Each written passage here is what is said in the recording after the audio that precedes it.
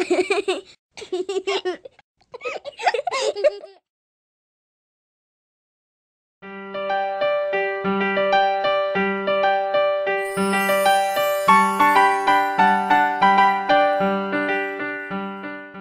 you're interested in obtaining CEUs for this course, please complete and submit the Learning Outcomes test at the conclusion of this presentation.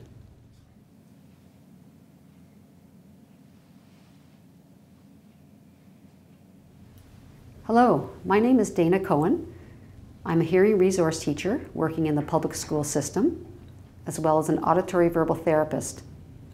I also work for Voice for Hearing Impaired Children as an auditory-verbal mentor.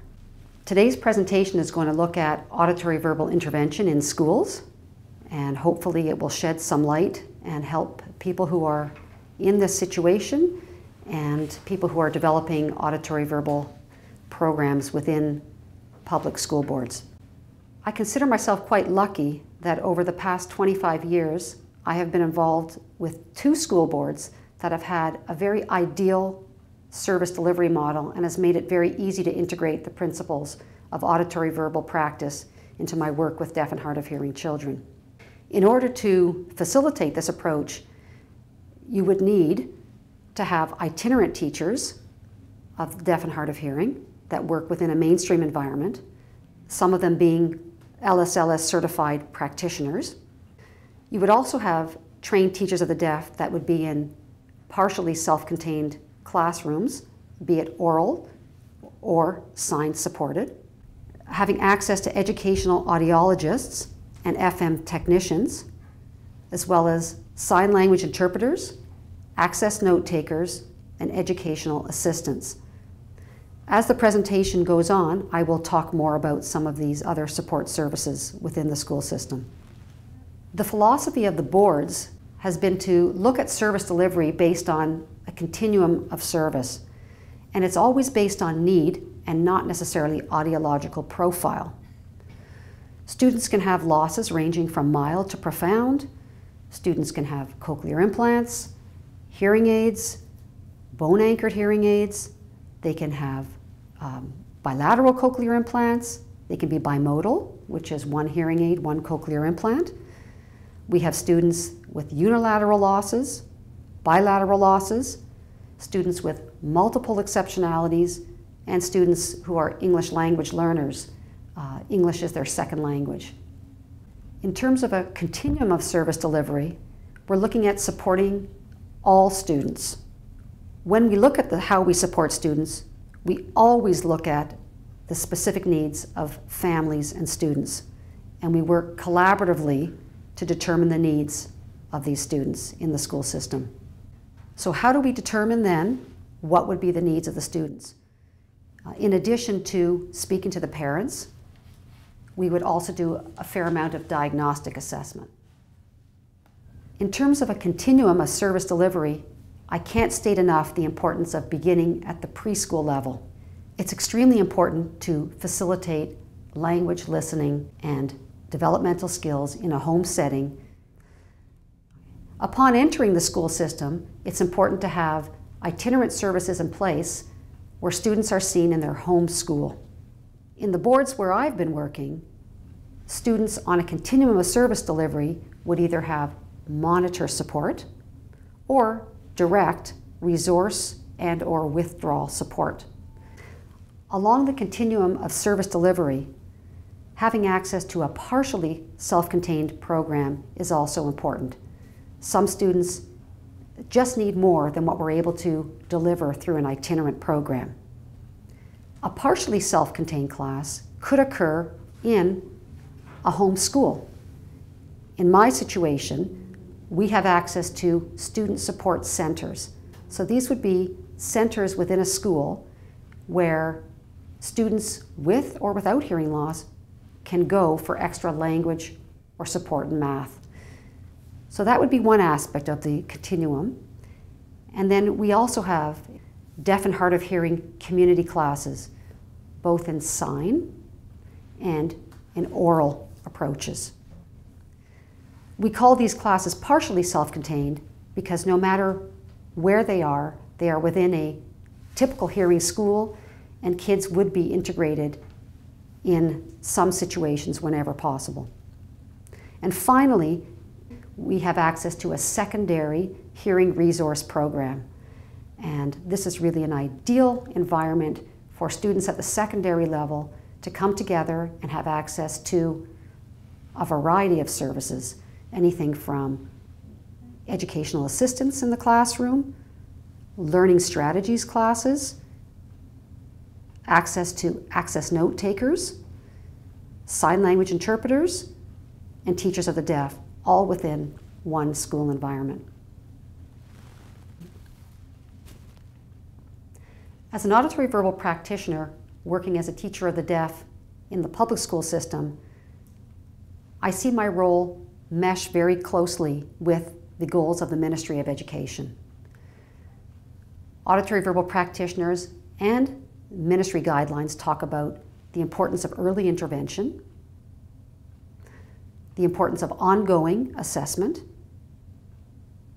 They talk about the importance of a developmental hierarchy of skill acquisition and continued family and community support. Again, I'm going to address this as the presentation goes on, but the premise is an auditory-verbal intervention program fits very closely into ministry curriculum guidelines.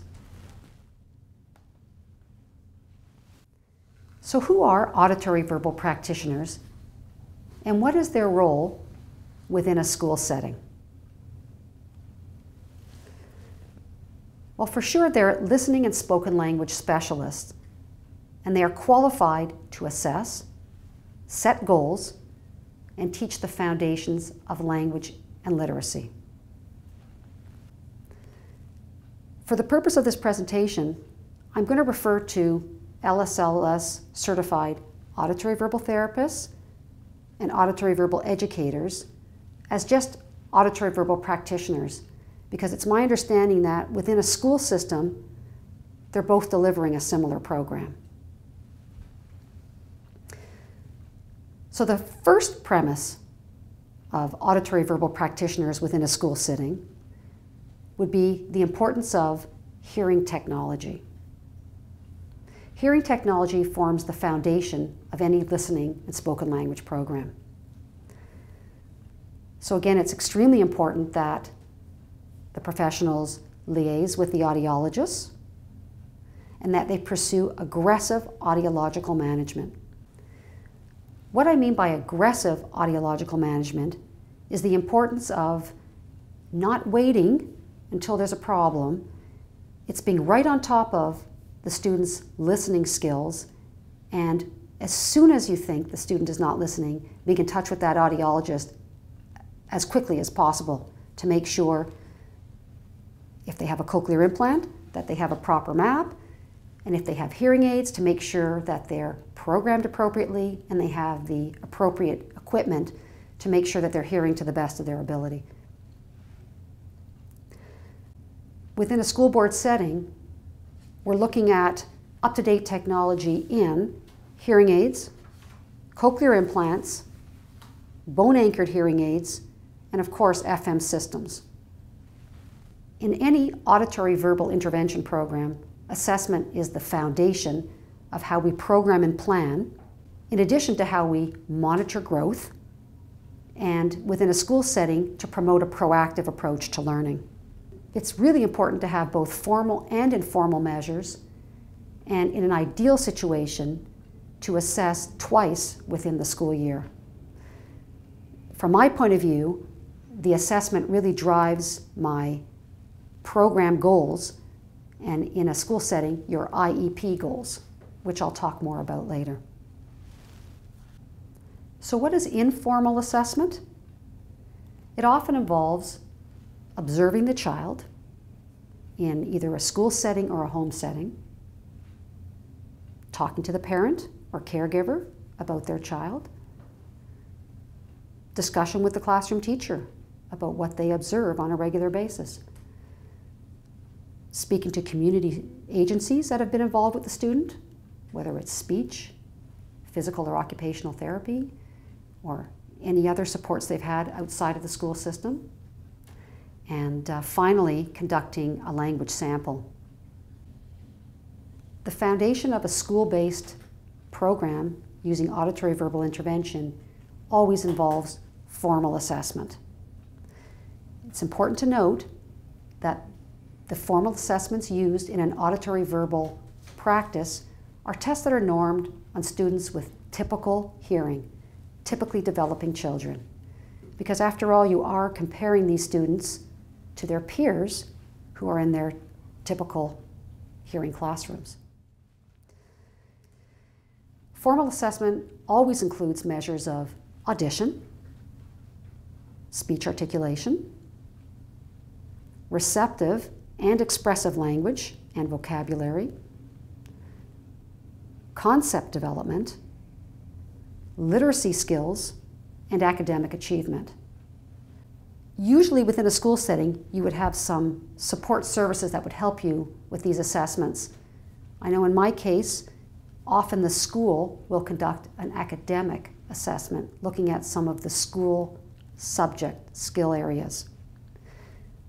LSLS certified professionals really focus on the language assessments, and certainly if you have access to speech-language pathologists within your school district, they are a wonderful resource to assist with both assessment and programming for students with language delays and hearing loss. From my perspective, it's essential that the auditory-verbal practitioner conducts their own assessment, because there is a vast amount of information that you glean from doing your own assessment on students.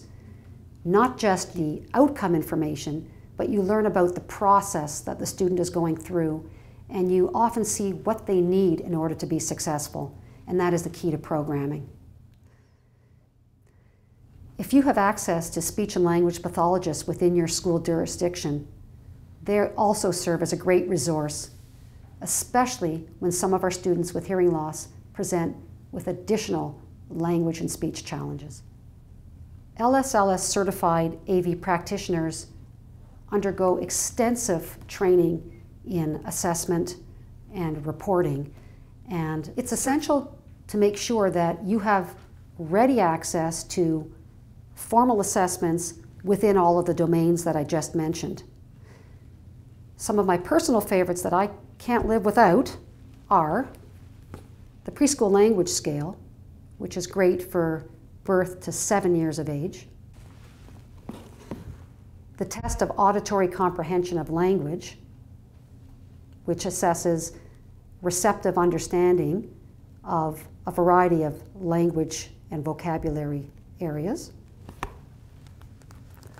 the SPELT, which comes in a preschool format and a school age format that really looks at syntactical development and is very, very useful in terms of integrating with your individual education plan and school subjects.